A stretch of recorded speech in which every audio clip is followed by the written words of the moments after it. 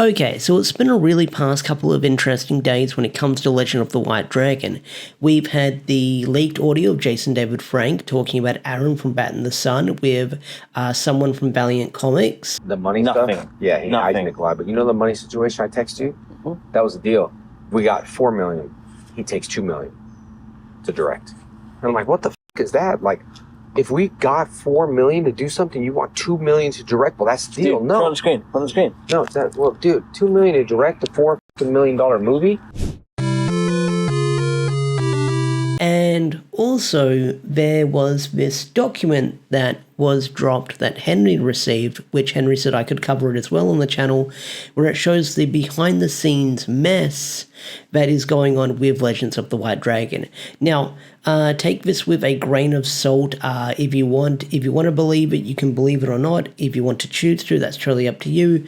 But this is coming from a Power Rangers insider or a Legend of the White Dragon insider who has some information. And like I said, take this with a grain of salt. This could be real, this could be fake. We have no idea at this point. But I'm going to read it, I'm going to go over it and give my thoughts and opinions. So, here we are. Let me just make myself a little bit smaller here. Oh, here we go. I think that works. Alrighty. Yeah, that works. Alrighty. So, there's been a lot of speculation about the delays of Legend of the White Dragon. What's actually happening is straightforward, but nobody on their team will admit it publicly, okay? This isn't about polishing a movie, this isn't about creative choices, the production is buried in avoidable problems and is all stemming from poor management during filming, okay? They didn't run this like a real production, they shot it like a series of passion projects and stitched together over time, and now they're facing problems that cannot be fixed quickly, if at all. Okay, so next here is going to be a bunch of bullet points with what went wrong with, or what's going wrong with the behind-the-scenes production with Legend of the White Dragon. And like I'll say many a times in this video, take this with a grain of salt, take this with a pinch of salt. It could be real, it could be fake, but believe whatever you want to believe. So, and me having some knowledge in TV and film and broadcast, I'll try and give my insights with what I know about this mumbo-jumbo lingo, okay? So, what went wrong during production? During filming, there was no organized data management, no assets and tracking system, no dedicated post supervisor overseeing what was being captured for the final delivery. So it looks like they didn't really have a data wrangler on set for this one, where someone could sort of manage the data and stuff like that, manage the clips and stuff like that with everything being filmed. So didn't look like they had a data wrangler management on board for this one. As a result, audio was recorded inconsistently across scenes, different formats, different equipment, no central log of what was being captured or where it lives. Oof, that's kind of bad. Especially using different audio and different equipment, that's going to make the sound all kinds of wonky. If you're using a different sort of recording device or boom mic or something like that, then everything's going to sound different over time. Some scenes have no clean, isolated dialogue at all, okay? Visual effects shot were turned over to vendors with incomplete reference files. Oof.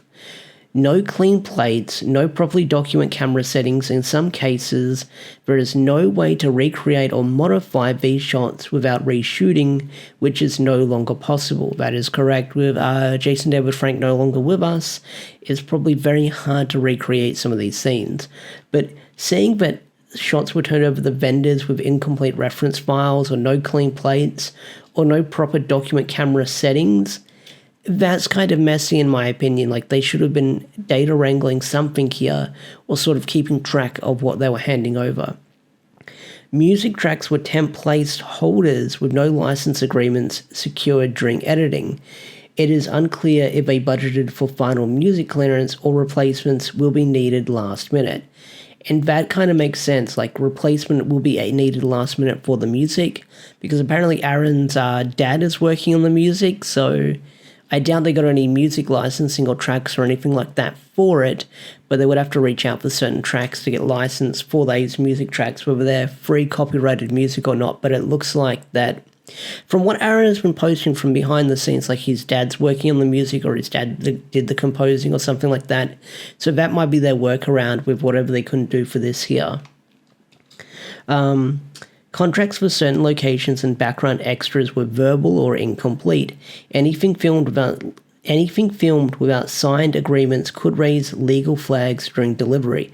That is correct. As someone who worked in TV broadcast or film and broadcast, you would have to get signed documents when going out to film it at vendors. Like when I would do even when I was studying, we would have to get signed legal documents if we wanted to film at a certain place, whether it be lawn bowls, a freaking gym for a Muay Thai fight, stuff like that. We would need all the signed legal documents in place to make it look professional, to keep track of it, that show that we actually had legal permission to film at these vendors. Okay. Legal complications after JDF's passing. Okay, so here's the next part. Once Jason David Frank passed, the entire production became a subject to additional legal review. Anything featuring him, especially newly edited footage or repurposed material, has to pass through the estate's approval process. This requires verifying a change of custody of all footage. So that means if the footage is passed around from person to person, they have to be aware of where the footage is going, so they know who's got the footage, who's holding on to it, so that way it doesn't go into the wrong hands. Because if someone's like sneakily passing the footage around or not notifying who they gave the footage to, like Frank or Doug, I'm just throwing out random names here, then they have to be aware of where the footage is getting given to. Ensure that no scenes are misrepresenting his involvement or altering his image without permission. Okay, I've heard a lot of people say, oh, why don't you just use AI for this or finish it with AI? That's one of the things. You can't use AI because that's altering it or using it without his permission, because you're using AI to fill in the gaps. Reviewing all promotional materials to avoid potential disputes. Okay, that makes sense as well. If there is any missing documents tied to his appearances, location releases, performance agreements, or licensing for his likeness, that could stall or kill the distribution outright. So if anything of this is missing, then that could stall or halt the movie even further, or even kill the distribution even further. So that's fascinating. The theatrical release mistake. I cannot speak right now. Agreeing to a theatrical release agreeing to the theatrical release made their situation exponentially worse. Distributors require dialogue, music, effects, and delivered as separate, fully mixed tracks, known as M&E stems. So that means like for sort of doing stuff like that, so that means they would need sort of like the raw footage or sort of like versions of the footage that would have none of that stuff in there. Full legal documentation of every element on screen, actors, locations, music, logos, and background images. Yep, that makes sense. You kind of need all that stuff. Error and omissions ensure that backed by proof of everything used in film was cleared properly. That makes sense. Clean subtitle files recreated from accurate final scripts, which this production does not appear to have maintained. Ooh, okay. A DCP, digital cinema package with strict technical specifications, color profiles, audio, channel mapping, and resolution standards. Okay, so they need that. Without these materials complete and verifiable, no illegitimate distributor will touch the project, let alone put it in theaters. Okay, that makes sense, because I know everyone's gunning for a theater release for this movie because they want to kind of see it in theaters like Jason wanted, but without all that stuff, then they can't use it. They can't put it in theaters. It will probably go to streaming at least.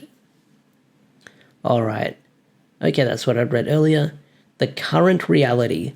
They are not quote-unquote finishing the movie. They are trying to rebuild critical pieces from fragments. In some cases, In some cases,